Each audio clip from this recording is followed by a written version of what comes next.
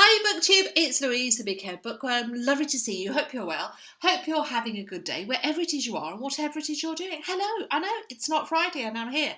This is a real quick impulse video and I have my phone here on because it's half term and Benedict's gone cycling off with his friends, so I need to keep my phone on just in case he phones, otherwise I'd switch it off, but just in case. So this is a super impulse video. I have not prepared what I'm going to say. Nothing exciting. So, as you may know if you saw my last Friday reads, it was my birthday last week. Thank you very much to everybody that said happy birthday. Oh, I had a lovely day. I had a lovely weekend. Not only was it my birthday on Friday and the husband took the Friday off, but it was also bank holiday Monday, so the husband was off on Monday as well, and now it's half term, so I've got Benedict all week, so it's all perfectly lovely. And I got a voucher for my birthday that I could use to buy books, because nobody buys me books because you don't know what to buy me. I know. So I tend to get vouchers, which are great because it means I have all the pleasure of browsing and choosing myself just what I fancy whilst consulting my wish list, always. So I have that. So I was thinking, right, well, what book do I want? What do I fancy? And I have hardly bought any books recently, and the reason is I just am very conscious that I've got this big unread to be read section. I've got this big section of books, I mean lots, and that I haven't read and that I've bought with kind of passion and excitement, and sometimes because I've thought well I should read it, let's be honest. But every book I've bought, I've intended to read, I've popped on my shelf, and then for whatever reason, maybe it's because I got a lot all at once, or something new and shiny came, or for whatever reason, I didn't get round to reading it. And I've got all these books, I mean a lot of books that I haven't read.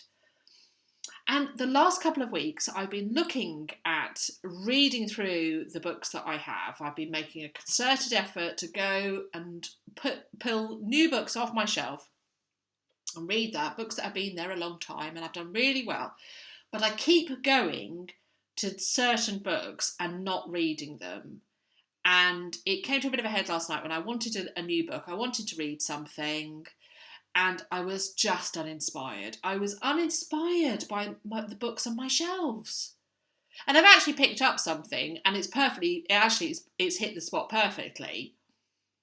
But I looked over all of these books and was like, nah. And I've come to the conclusion, some of them, I'm just not going to read them. So I'm going to lovingly say thank you very much for spending this time with me, but it is now your time to move on and find somebody else that will cherish you more than I will. And it isn't because these books aren't potentially fabulous. It's just, I'm not inspired. I'm absolutely not inspired. If it was a recent thing, I would hold on. But these aren't recent. These are books that I've had for quite some time, and I'm not going to read. So I've come to the conclusion that somebody else must love you. So there's quite a stack here. So I thought I'd quickly show you them, and you too can say whether, actually I did enjoy that or I didn't enjoy that. It doesn't actually matter what you say, I'm not going to read them. Unless 150 of you clubbed up and said, yes, you must read that, in which case I might do. But the vast majority of these are really, it's not going to happen. It's not going to happen. They are to go. So, first thing, The Lie Tree by Frances Hardinge. So this is a YA kind of a book. There's no such thing as a little white lie. It's brilliant, dark, thrilling and utterly original. It was a Costa book in 2015. That's when I picked this up. So I've had it 4 years. I'm not keen, let's be honest, I'm not keen on coming of age. I'm not keen on children as the narrators. And I mean, I know she's kind of, she's more teenage than young, but I'm just, I just don't want to read it. And every time I go to read it, and I've moved it around the house to inspire me, I'm not going to read it. So I am going to let this one go. The lie tree is going to lie with me no longer. I didn't even think about that. I should put that in the stack. Oh, now this was a blind date with a book.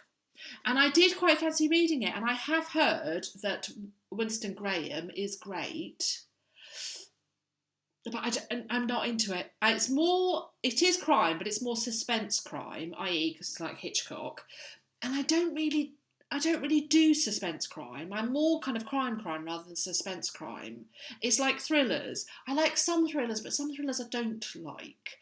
And this just, every time I go to pick this up, I go, no, it's not my kind of book. And let's be honest, if I had seen it, if I knew that was the book that was the blind date, I would never have read it. I would never have picked it up. So I'm going to let that one go.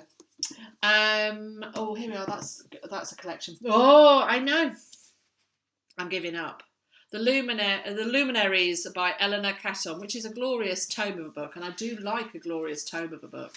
I haven't actually read a glorious tome for ages, and I've got a couple of sci-fis that I've picked up, one fantasy that I've picked up that I am going to, when I was going through my shelves, I thought, no, I will, it's a series, and I will give that a go. But this, I've just decided, I have looked at this since 2013. Since this has come in paperback, it was probably 2014. Is this edition 2014? Let's have a look.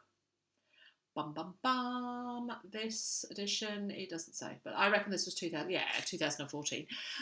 So this has been 5 years and I've not read it. It's a lovely book. It's very, very pretty, and I'd be very tempted to read it for that. But the kind of part of me does want to try it, but then the other part of me just goes, you're not going to enjoy it. Oh, I'll put that on the maybe pile. Because just looking at it again, I'm thinking perhaps, Luna and everything like that, but no. Okay.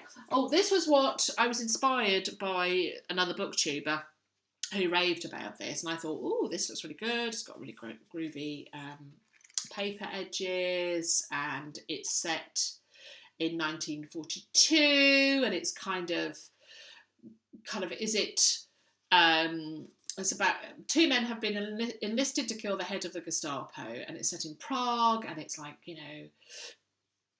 kill Hitler or kill Himmler, or it's supposed to be great, and it's kind of mixing it. I have started it about 3 times, and I don't like the style. So it's nothing to do with the subject matter. I just don't like the style of the book. It irritates me.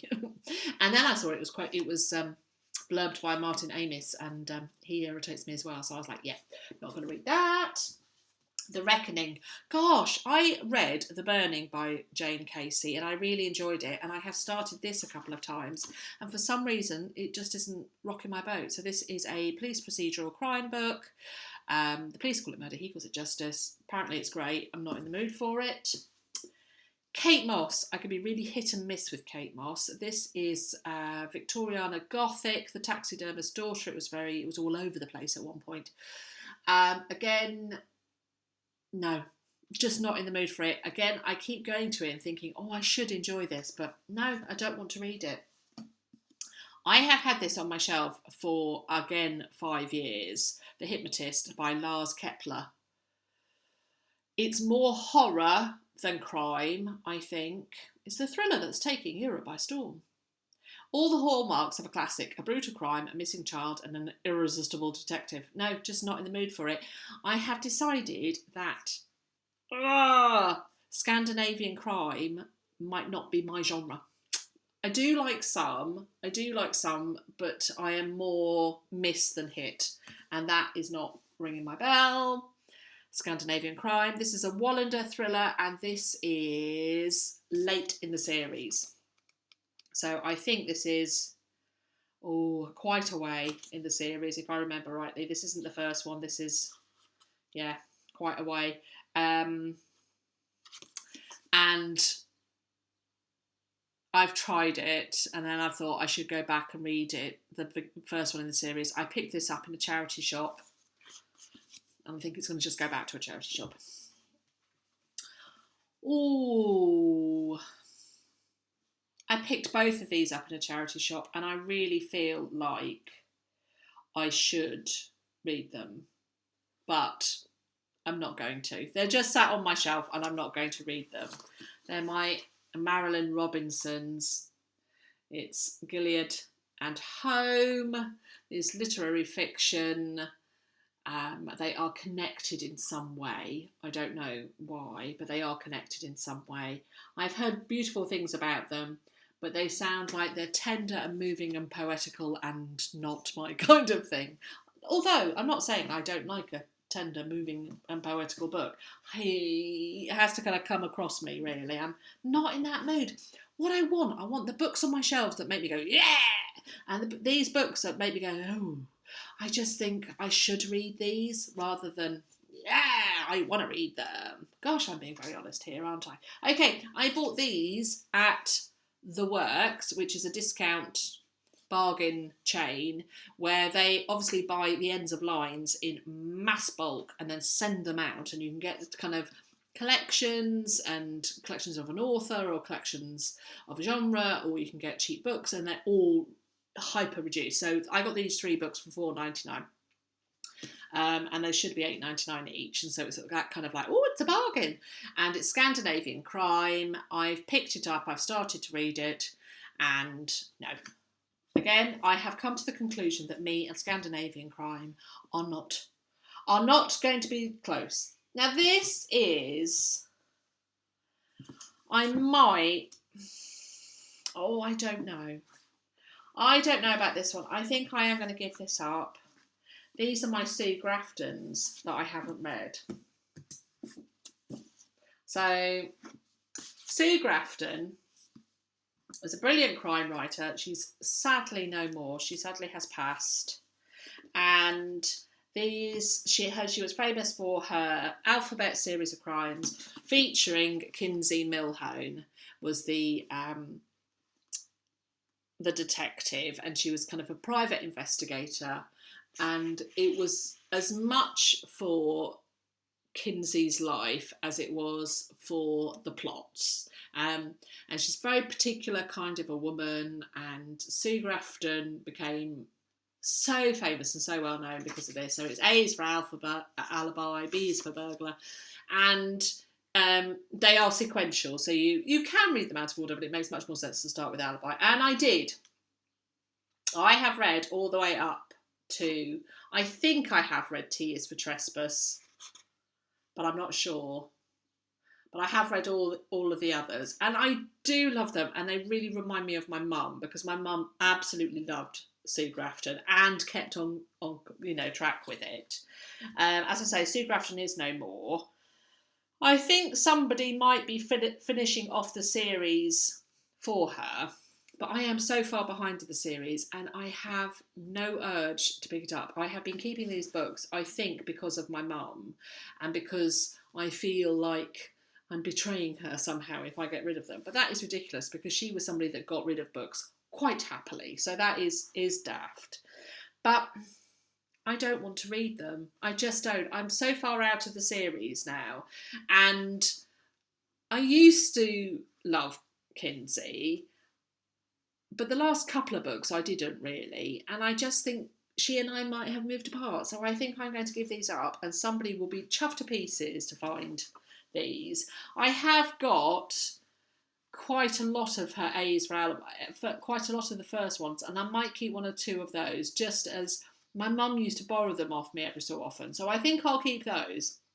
But these ones, actually the last couple nobody's read, because my mum sadly passed before they were out, and so I think I will let these go. And it is with a sad heart, but I know somebody will be so pleased to find them. So we're going to move on with that. This was a free book, Lee Child, Persuader. It's a Jack Reacher novel. It's not one of the first, it's one of the last ones. It was free, it's a thrillery thing, and I'm just not going to read it. Now, The Big Sleep by Raymond Chandler. I kind of half read it many, many moons ago. It is a classic. Yes, you should read it. I'm not going to read it again. I'm just not. And Margie Allingham, The Tiger in the Smoke. I used to love Campion mysteries. I really did. When I was younger, I read a lot of Margie Allingham, and I kind of feel like I may have moved on. That's kind of how I feel about that. I got this in a Secret Santa many moons ago. Swimming Home by Deborah Levy. I have zero interest in reading it. I picked this up in a charity bookshop and I was very thrilled. The Once and Future King. It is Arthurian. It's a retelling of the Arthurian classic. And I have no urge to read it. I have got plenty of Arthur books that I have enjoyed or I have still on my shelf, which I may... I've got a Merlin series. I've read the first one. And but it's by Mary Stewart, the Mary Stewart one. And I've read the first one and I've still got 2 to read. And I'm hesitating as to whether I'll ever read them. And they may end up in a haul at some point. So there we go. So I'm going to give that up. It cost me £1. It's going to have to go. Umberto Eco's The Prague Cemetery. I suspect I must have picked this up somewhere. I did enjoy The Name of the Rose when I read it many, many years ago. Again, it was fine. I just keep looking past this and I don't have any urge to read it whatsoever. And then I've got 2 Tana Frenches. I have got The Secret Place and Faithful Place. And I think they're both from the Dublin Murder Squad series. I read In the Woods, which is the first one. The second one is The Likeness. Then it's Faithful Place. Then there's Broken Harbour, and then there's The Secret Place. So I thought In the Woods was okay. I know that some people absolutely love Tana French and always want to read her and will get them in paperback. Let me show you them. I kind of briefly showed you them, but there we go. We'll always buy them in hardback, or read them in hardback and just collect them and stuff like that. I thought it was all right. And I'm not going to be going and looking for any more. There are just too many other books that I want to read, and I need to set these free. So that's it. I'm going to send these out into the wide world, and they are going to find loving homes, places that people will really cherish them. I think I might keep this one. As soon as I saw it again, I thought, no, I should try it. Tell you what, I'll give it a go and see if I like it, and then if I don't like it, then I'll set it free. So yes, all of these are definitely go. So there we go, people. That's it. I won't leave a list of them in the description box below because I am sending them off. And I won't bother. I could be that kind of crazy about this. I am literally going to upload this video now. I'm going to let's just do it. Let's just do it. Let's be crazy. Be kind of, not worry about anything, just set it free. All right then, this has been lovely BookTube, and I look forward to seeing you again soon, probably Friday for Friday Reads.